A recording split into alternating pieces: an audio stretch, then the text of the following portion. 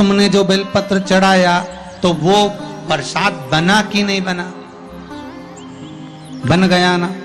अब प्रसाद बन गया तो उस बेलपत्र को उठाकर लाकर खाना और खाकर अपनी औषधि के रूप में उसको स्वीकार करना, उसके बाद इस शरीर में चाहे शुगर हो, चाहे बीपी हो, चाहे ब्लड प्रेशर किसी भी रूप में हो, चाहे किडनी, लीवर कुछ भी डैमेज हो रहा हो, डायलिसिस चल रहा हो, अब एक बार बाबा को चढ़ाकर उससे विनती कर कर तो लाओ कि हे शंभु, ये तेरे बल पर लेकर जा रहा हूं। मैंने सुना है तुझ पर जो चढ़ता है वो प्रसाद बन जाता है, और ये त्रिगुणाकार बेलपत्र को मैं लेकर जा रहा हूं, मैं खाऊं और बाबा इतनी कृपा कर देना कि ये औषधि का काम कर दे और मेरी बीमारियां समाप्त कर दे। ये शिव से कहो।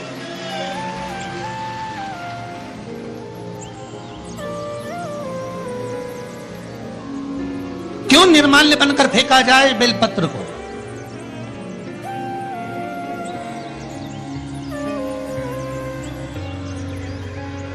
इस बेलपत्र के मूल तत्व को जिस दिन जानोगे, बैसाखी शिवरात्रि शिव महापुराण की कथा चल रही है रतलाम के पावन प्रांगण में, और लाखों लाखों लोग कथा को श्रवण कर रहे हैं। कल जितने लोग आए थे उससे 2 गुना लोग आए हैं। टेंट एक्स्ट्रा लगाया है, बता रहे थे कल 9 बीघा में टेंट लगा था, आज 18 बीघा में टेंट लगाया है, तो भी जगह नहीं है बैठने के लिए, लोग खड़े होकर कथा सुन।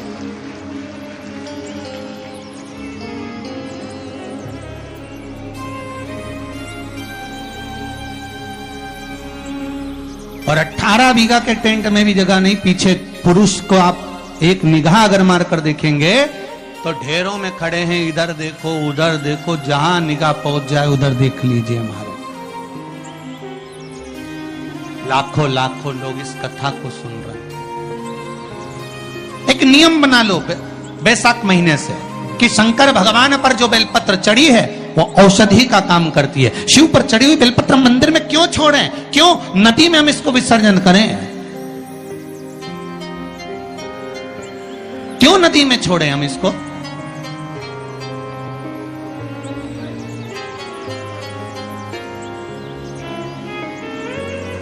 उसको उठा लाए, उसका प्रयोग करा, खाया, और उसका जो फल हमें मिला वो जीवन का सुख। हम तो ब्राह्मणों से भी कहेंगे, जितने ब्राह्मण जन शंकर भगवान के मंदिर में पूजन करते हैं, जितने विप्र जन भगवान शिव के मंदिर में पूजन करते हैं, उनको करबद्ध निवेदन, उनके चरणों को प्रणाम कर कर, उनके चरणों को नमन कर कर, उन ब्राह्मणों के चरणों को नमन कर कर निवेदन करूंगा कि आप शंकर जी के मंदिर में कोई प्रसाद बांटो ना बांटो, जो बेलपत्र शंकर जी के मंदिर में चढ़ती है उस बेलपत्र को उठाकर धूप में डाल दो, सुखा लो, पीस लो, और पीसने के बाद उसकी पुड़िया बना लो।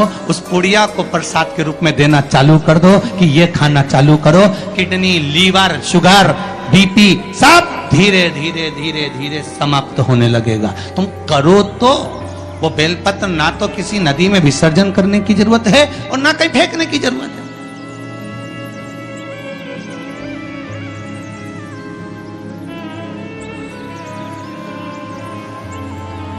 प्रतिदिन भगवान को तुलसी चढ़ाते हो ना? तो रोज भगवान को तुलसी उनके भोग में चढ़ाते हो, उनके सामने चढ़ाते हो, उनके सम्मुख में ठाकुर जी की तुलसी चढ़ाते हो। उठा लाए, प्रयोग में लो, क्यों उसको विसर्जन में डालते हो?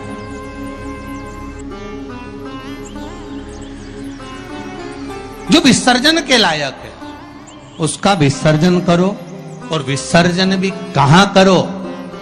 छिप्रा, गंगा, नर्मदा, सरयू या आपके क्षेत्र की कोई पवित्र नदी है, उस नदी में ले जाकर कोई निर्माल्य वस्तुएं मत पटको।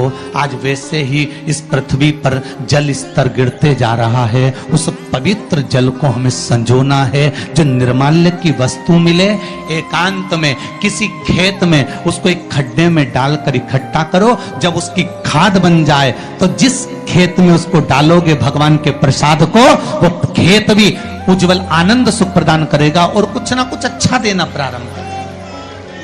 क्यों किसी पवित्र नदी को हम नष्ट कर रहे हैं? क्यों गंगा को हम कचरा डालकर नष्ट करें? क्यों यमुना को, सरयू को, छिपरा को हम नष्ट करें? हम उसको शुद्ध बनाने का प्रयास करें, हम उसको निर्मल बनाने का प्रयास करें। अपने गांव में, नगर में जो तालाब, जो बावड़ी, जो कुएं हैं, उनको हम निर्मल बनाने का प्रयास करें, शुद्ध बनाइए। किस किस के घर में तुलसी का पौधा है? सबके यहाँ है? रख लो।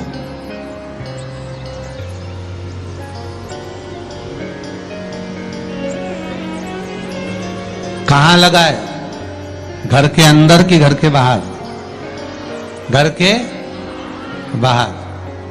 ठीक है। दिया लगाते हो? अच्छा। कौन है वो जिस तुलसी मैया को दिया लगाते हो? कौन है वो? बोलते तो जाओ जरा जल्दी जल्दी। माता है। घर में जो सास है वो कौन है? वो भी बोलो तो, जम के बोलो जरा। माता है। बैसाख का महीना चल रहा है, बहुत जोरदार गर्मी पड़ रही है, बहुत जोरदार गर्मी, खूब जोर की। तुम्हारी सास की कुर्सी घर के बाहर लगा दो।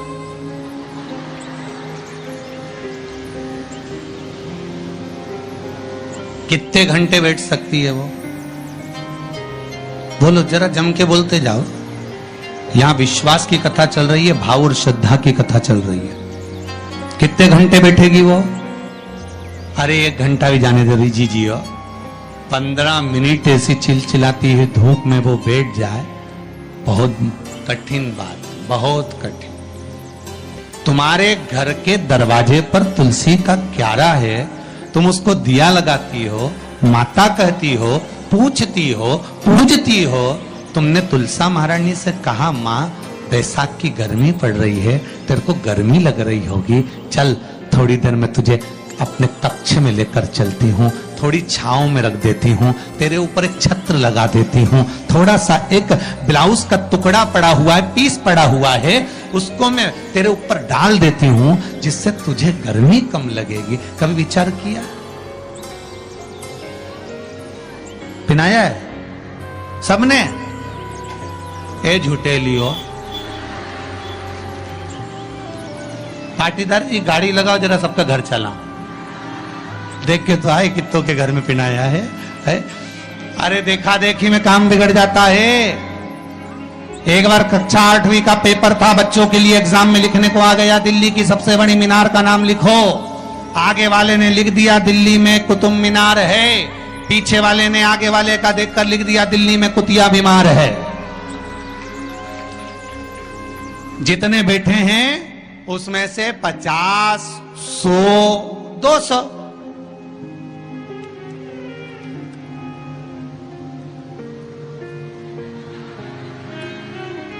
अरे बोलो तो सही है, उतना बोल।